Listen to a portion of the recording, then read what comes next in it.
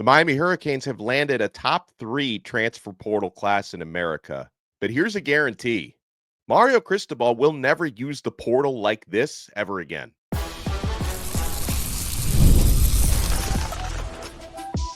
You are Locked On Canes, your daily podcast on the Miami Hurricanes, part of the Locked On Podcast Network, your team every day. Happy Monday, if there is such a thing. I am Alex Donno, University of Miami alumnus, co-host of Locked On ACC, and writer for Canes County at Rivals. And thank you so much to the everydayers for making Locked On Canes your first listen and your first watch. We're available free wherever you get your podcasts. We're free on YouTube. We're part of the Locked On Podcast Network, your team every day. Today's episode is brought to you by Monarch Money. Take control of your finances with Monarch Money. Use code LOCKEDONCollege at monarchmoney.com for 50% off your first year. On this episode of Locked On Canes, the Cam Ward to Xavier Restrepo connection is already rocking and rolling in Tennessee. We'll talk on this episode about a tragedy involving a member of the Miami Hurricanes. He is alive, but 3 were killed in a car crash that he was involved in. We'll detail the facts, what we know, and what happens next. But let's talk about the transfer portal and Miami's use of it. Before we bring on our special guest, I've got a few things to say. So we've gotten a lot of comments lately from Locked On Canes listeners. Things like, hey, Miami is overusing the portal, recruiting over your players. Are you abandoning player development in favor of quick fixes and Band-Aids? Few things to remember, folks. And Miami's needs are different from other teams' needs at this point. But the most important priorities for Mario Cristobal and for every other head coach in college football are building your strongest possible roster, building depth, and creating and fostering competition at every position group. Competition makes everyone better. And if you don't take advantage of the transfer portal to fortify your roster, fill needs, and create more competition, you're missing an opportunity.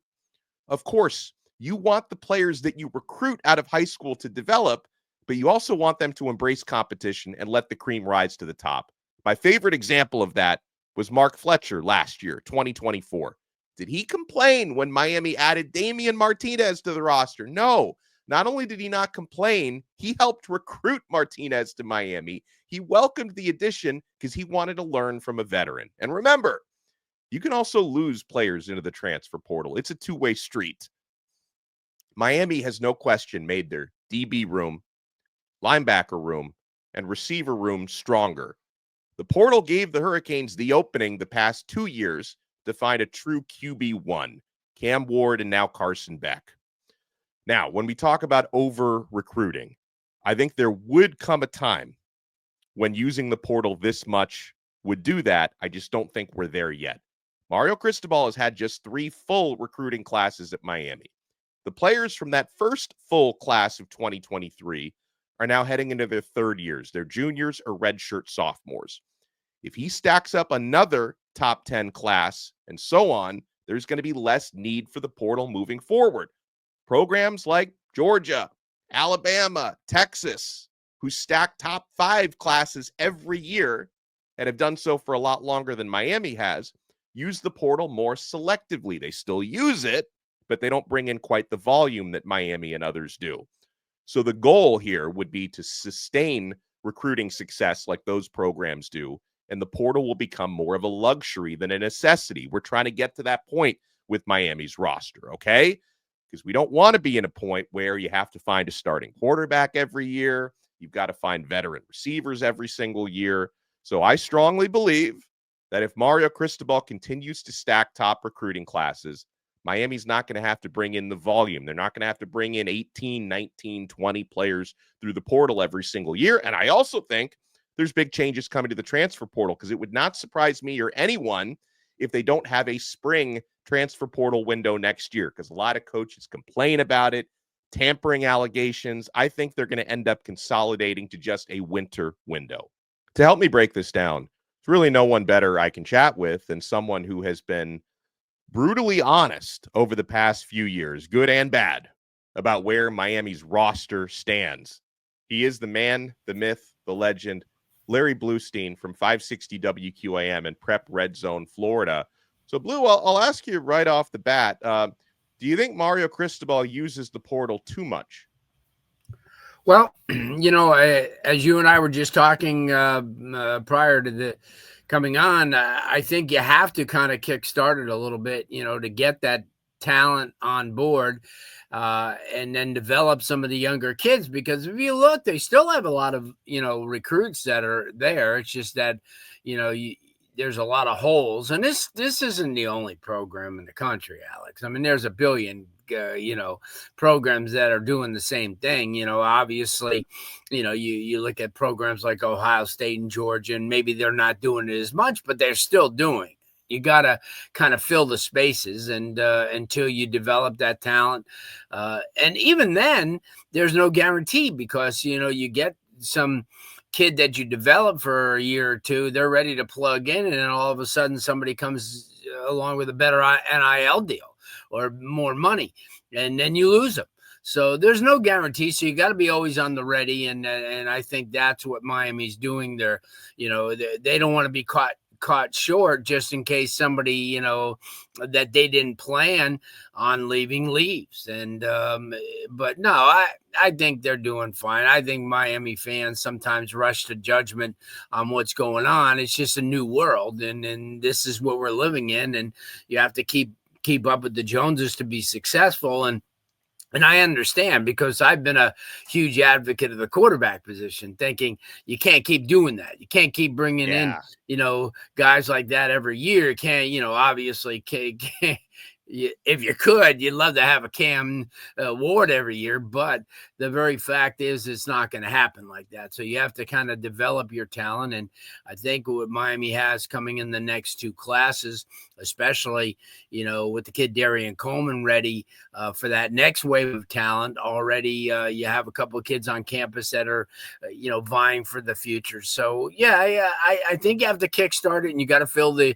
holes. Certainly Miami's glaring weakness last year was the defensive secondary, and they didn't have enough on hand to make it an elite secondary. So they had to go outside and get some really, really good talent to kind of put them in a position where a lot of those younger kids will, start playing more and more, but not be counted on to do everything.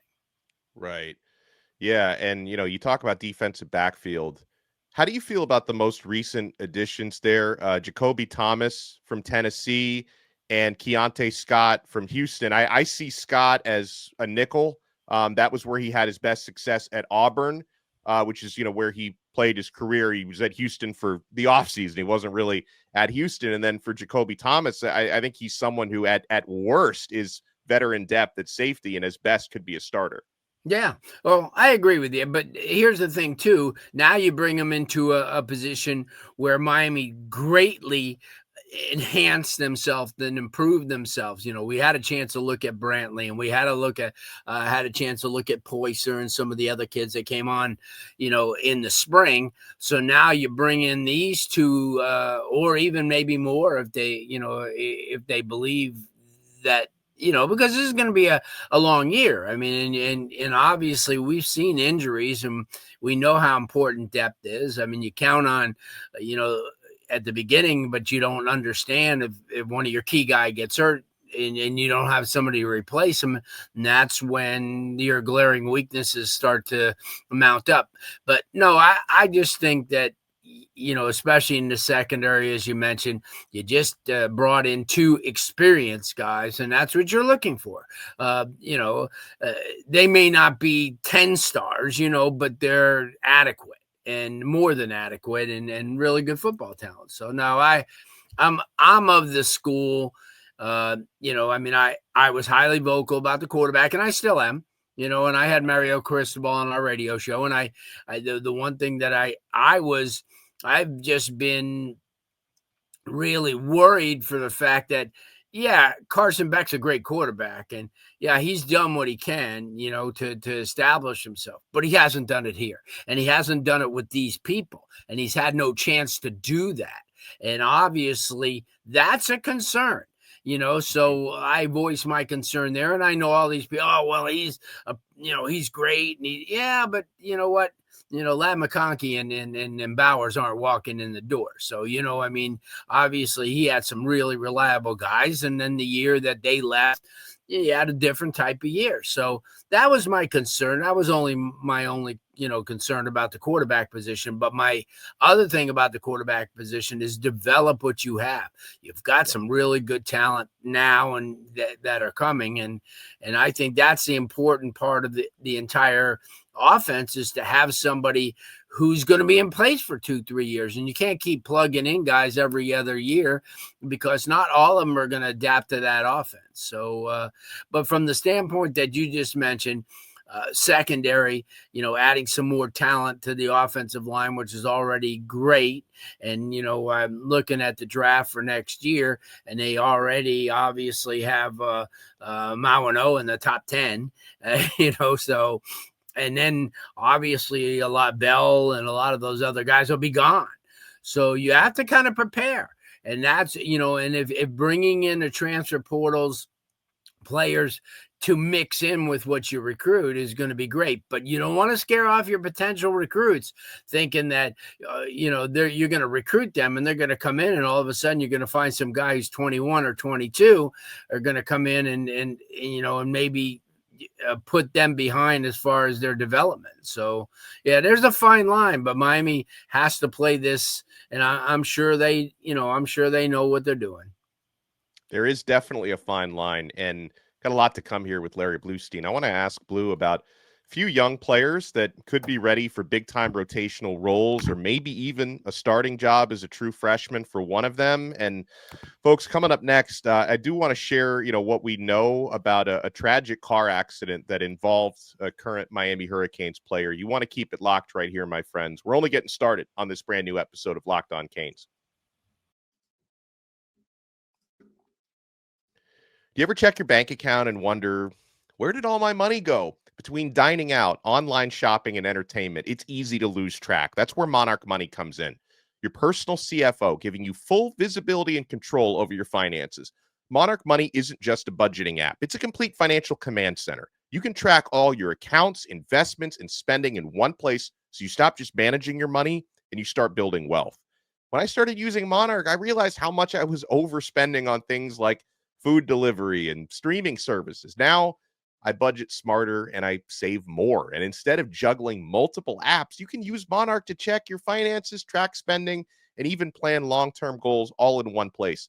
Take control of your finances with Monarch Money. Use code LOCKEDONCollege at monarchmoney.com for 50% off your first order. That's monarchmoney.com, code LOCKEDONCollege for half off your first year.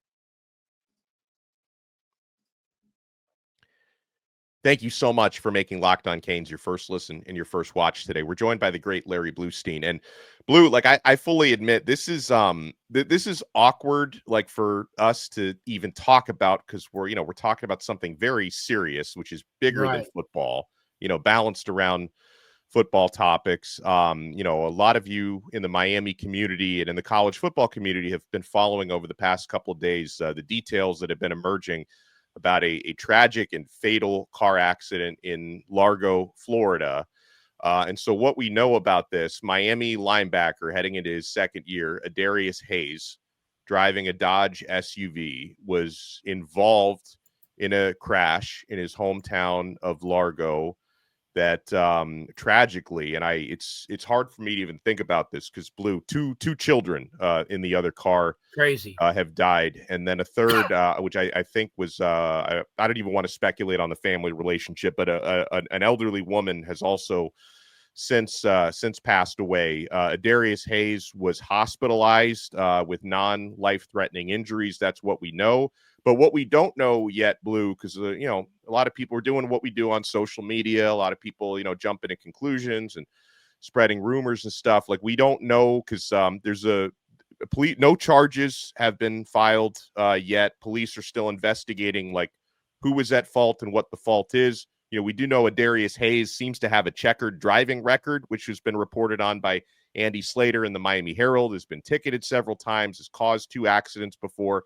We don't yet have the facts on this one, nor do we know, at least it's not been reported yet, how fast he was driving. So we don't want to jump to any conclusions, but the bottom line here, Blue, is 3 people lost their lives in this crash, and I'm sure the Largo Police Department is taking this very seriously for that reason. So I don't want to jump to any conclusions on what the future of Adarius Hayes is going to be, but the most important thing to me is I'm praying for the family of the lives that were lost, because I can't even imagine what it's like to have 2 young children pass away like that. 100%. Yeah, 100%. And then,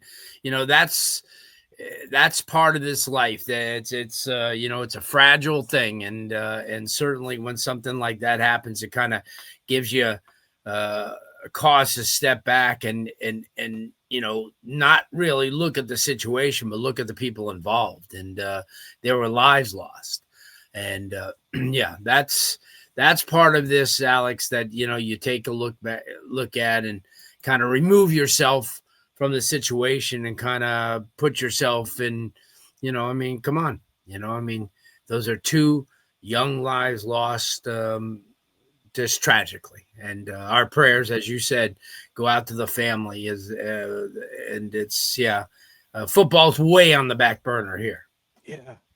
And no matter whatever comes out of this, investigation, if they determine someone's at fault or not, for those involved in the crash who survived, life changes forever, because this is something that you carry with you for the rest of your life. So I just, again, it's this is an awkward spot for us to be in, where we're talking football, we're talking something bigger than football, but I just wanted to share with folks as of here on Monday morning what we know about the incident. 3 lives were lost, and I'm just we'll wait until more comes out from Largo Police and what they determined was the cause of this crash. But our prayers from Larry Blustein and I go out to the family of those 100%. Lives that were lost, man. 100%. All right, so we'll awkwardly pivot back to football, because something, Blue, I've been thinking about, transfer portal wise, one area where Miami didn't really have a great opportunity to address is defensive tackle. But I want to ask you, because I know you caught some spring football at Miami. I caught some spring ball at Miami. A true freshman who I thought really performed well at spring ball is Donta Simpson from Chaminade. A defensive tackle. Do you think this is someone who might actually be physically and mentally ready to get some burn in his first year? Well, physically, no doubt. Obviously, mentally, it's pretty kind of tough. To come in. He's still really technically shouldn't have even graduated from high school yet. That's coming up in the next week or 2. But, he's a monster. And having kind of been privy to the family since, covering his dad at South Broward back in the day as a football player and as a state championship wrestler, it's not out of the realm. I think he's going to get, just like Justin Scott last year. He came in and got, some reps and a lot of people, and he did quite well. So I think that Donta has that same type of ability, and he has that, I think he's going to be given every, opportunity to do a lot what Scott did. And that's how you develop. You thrust these guys in, but don't thrust them in before they're ready, because you're going to kind of, you're going to hurt them. But I just think with Miami's got, if you perform well against Miami's offensive line in scrimmages, that's a good indicator. And because Miami's offensive line is at least one of the top 5 to 10 offensive lines in the country. So if you're getting it done. So to answer your question, I think, we have, I think from a mental standpoint and from a maturity standpoint, that's to be seen. It's really tough till he gets out there and he has adversity, because he hasn't had much adversity over the last couple of years at Chaminade, coming up, because he grew just over the last 2 years unbelievably. He's a monster and potentially a major force on that defensive line and a potential all ACC type of player, but still 18, and that's that's a big task to thrust him into, a situation where you're going to be facing 22, 23-year-old kids who are ready for the NFL and have got that maturity. And So, but to answer your question, I'd love to see it. I think he's got the capacity physically. Let's just see how he does, learns. And there's a lot to learn, as being a defensive lineman. You look at Bain, even though he was thrust into the situation right at the beginning, he's still learning. When you talk about someone who should still be in high school, on offense, Malachi Toney. Not only did Malachi Toney enroll early, he enrolled essentially a year and a half early, Blue. Like he should still be a junior in high school, not even a senior. And I know practice, right? But watching Malachi Toney in practice and in the spring game, if I had no idea who he was or how old he was, I would think, hey, that's a starter at the University of Miami. That's how he plays in practice. Like how big and you were one of the first to tell me, by the way, back when he first committed to Miami, that young man is going to get on the field early. But how much does he get on the field the first year, Blue? Can't put that Maserati in the garage and keep it in there. Believe me, I'm telling you. Remember this, too. His very first game in high school as a ninth grader was against Los Alamitos, California. On national television, he caught 11 balls for 215 yards and 3 touchdowns. Okay, so let's fast forward to this type of football, which is another level, but yet the same type of football. Nah, he's a guy that, you put in there and you're not going to, and as you could see, you couldn't tell during the spring. That's the amazing thing about it. And he believes that he's a lot more mature than everybody gives him for a 17, 18-year-old kid. So no, you're not parking him. You're using him as much as you can. He's going to get in there in situational things, and it all depends on Ray Joseph and how, his maturity. Because I've said it, and I'm not going to hide it. This is his last go-around. If he doesn't get it done, he's not going to be here next year. He's been here 3 years, so, next guy up. But it would be great for Ray to raise his game to where everybody thought it would be 3 years ago. And have Malachi Toney also in there. So you have a, kind of a two-headed monster with your more experienced guy getting more reps. But listen, if Malachi Toney is getting the job done and Ray still, is not making the big plays, then you're going to see a change, and rightfully so. But I have a belief in Ray, the great family, great people that he looked good during the spring. In a lot of the game, in a lot of the outings that I saw. So, but to answer your, question about Malachi, he's not your normal 11th grader. Believe me. I mean, he's advanced physically, he's advanced mentally, and here's somebody that believes he belongs on the field. It's sort of like you look at Jeremiah, at Ohio State. I mean, when a guy is a freshman, but yet would be one of the best in the NFL right now, there's something to be said about that it doesn't happen very often. And I'm not putting Malachi in Jeremiah's, league, but he's not far from there. And if you remember, and I think the last time you and I were talked, I mean, let's look at JoJo Trader. Let's push it back to their senior year in high school, statewide. Jeremiah was number 1 and JoJo was 2 in the state. So it shows you when you have that type of talent that, if it surfaces, then you've hit a jackpot. It's not always going to be like that, but, but getting back to your point about Malachi, he's ready. He's shown he's ready. And I think the coaching staff understands that. And what I'm all about is embracing competition. That's what I'm all about. It goes back to where I opened the show about the transfer portal. I know that, neither Ray nor Malachi were transfers. These are both, organic recruits. But I love the competition. And I think Ray is embracing it. I think he's that type of dude. He's not going to shy away from that competition. Well, speaking of not shying away from competition, when we come back, the Tennessee Titans got the steal I'm not even going to say the steal of the NFL draft, because they got a player undrafted who should have been drafted.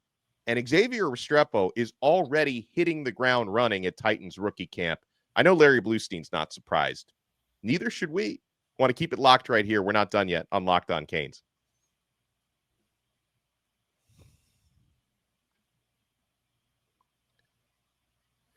Blue, Cam Ward is a hell of a teammate, and he's continuing that in the National Football League. You know, he's talked about the way that he lobbied for Tennessee to go get Xavier Restrepo, referred to him as the best route runner in college football last year, and I'm not going to argue that. Someone who is so mature, great hands, and he and Restrepo already have great chemistry. And I'm watching footage, Blue, from Titans rookie minicamp, and Restrepo, he doesn't look like a guy who went undrafted. He's been the standout receiver there so far, and I know that's among rookies, but he and Ward are already showing the chemistry. Restrepo's route running and drills has looked really sharp, Blue. I mean, this is going to be one. I know that when you're an undrafted free agent, there's no guarantee you make the team, but Xavier Restrepo is going to make that team. Well, first of all, you're dealing with a situation that should have never been. I mean, he's the all-time leading receiver at a school that has produced just unbelievable talent, from the Reggie Waynes and Andre Johnsons and the Michael Irvins and on and on and on. But not only that, he was a difference maker and a leader and all ACC and regarded as one of the top prospects in the country.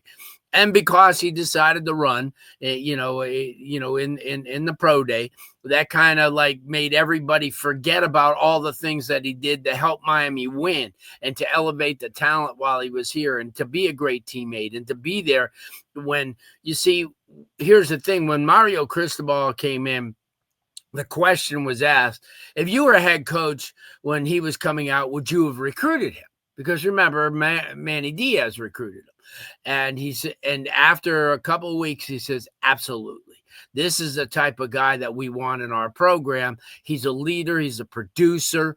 You know, he's never going to be a problem. He's a kid is going to achieve two degrees from the school. And, having gone there, that's so important. If you could, and Mario himself achieved 2 degrees from the University of Miami. So, it's not surprising. He's done this since he was a little kid. And everybody, well, he's not going to separate, and they're going to look back at the FSU film and they're going to start bracketing him like they did. No, they're not, because they have other receivers. Remember when he was coming out and playing against FSU, he really was the only productive guy. He was catching 9 balls and 10 balls a game.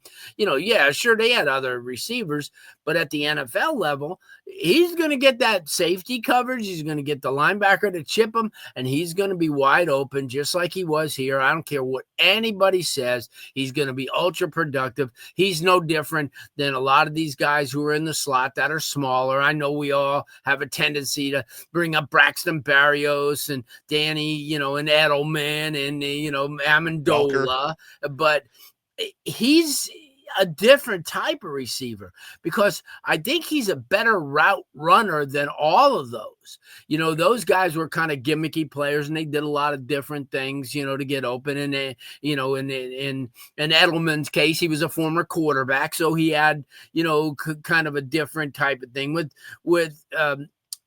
With Zay is that he was a defensive back for most of his, growing up. And then when he got to high school, he switched to wide receiver. And I'm telling you, he's going to create some problems at the next level. And people can say what they want. And I read these.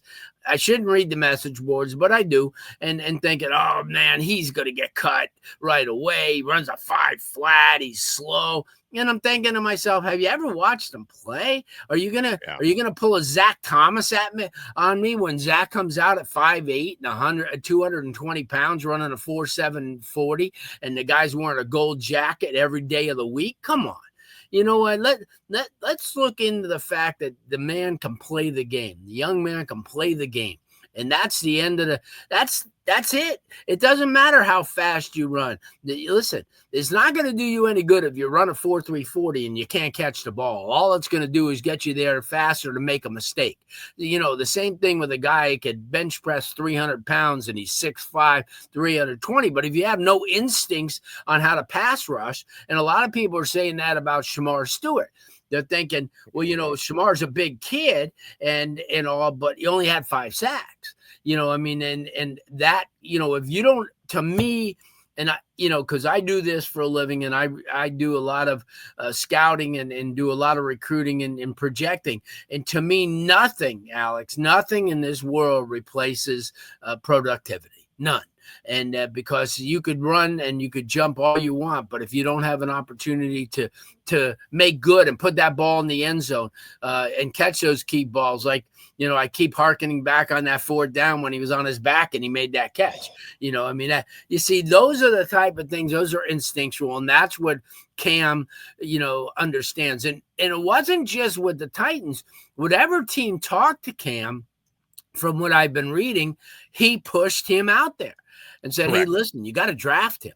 You got to have, and that to me, and from the 6th or the end of the 5th round on, I looked at a lot of these guys that were getting drafted and I said, how can these NFL people and the personnel people really honestly think that this guy that they're taking from Montana State, who's 5'11", 170, who runs like a 4.5, is anywhere in the league of somebody like Xavier Restrepo, who got done at a Power 4 school in a conference that produces unbelievable talent every year with Clemson and, big time programs like that. And that's the thing that got me angry the most, is because I think it was more or less people, and I hate to say the Shedeur Sanders situation, but, in the Shedeur Sanders situation, everybody looks back at the Michael Vick deal and they go, we don't want the circus around us. That's where, because Shedeur Sanders, and, let's face it, the man can play. I mean, we've seen it. He's got talent. So what it was is sometimes a lot of these organizations buy into different opinions of other people instead of pulling the plug. Xavier Restrepo in the 4th round, I'm going to take his ass, and yeah, I can't explain it. I really can't, because I sat there and I was amazed, at the very fact that how can a guy this productive at such a he wasn't playing at Jackson State. This guy was playing at the University of Miami and bypassing amazing receivers and becoming that guy against great competition, and that's my point. He got it done. He caught 12 balls against some of the great teams. And but to answer your question, I can't wait to see him. I think he's going to be an asset, to that program, and he's going to catch those balls. And then all of a sudden, he's going to go, oh, okay, that's why they kept him. Well, Blue, let people know about your show coming up Monday night on 560 WQM, because I heard you're having a really awesome, incredible guest in the 6 o'clock hour tonight.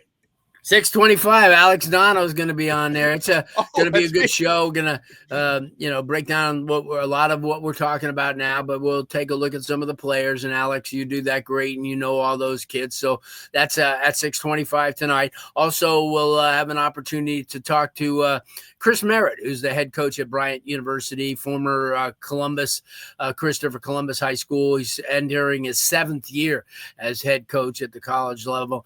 So we're excited. And we'll also talk to our buddy Joe Forsaro. We have 6 baseball teams going to state from South Florida, Miami-Dade, and Broward County. We'll talk a little bit about that. And then we'll even get into girls flag football. Miami Edison won the girls flag football championship this last weekend.